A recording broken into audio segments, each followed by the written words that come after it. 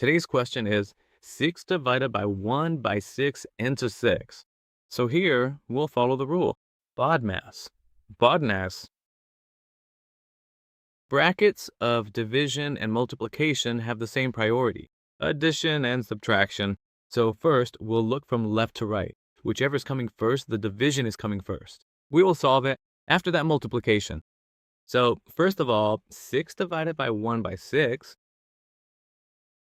equals 6. So when we get something like this, 6 divided by 1 by 6, we change the division to multiplication and reverse the 1 by 6. So now we'll change the division of 6 to multiplication, and 1 by 6 becomes 6 by 1 into 6. So this becomes 6 into 6 into 6. So that's 216. 216. 216 is the answer.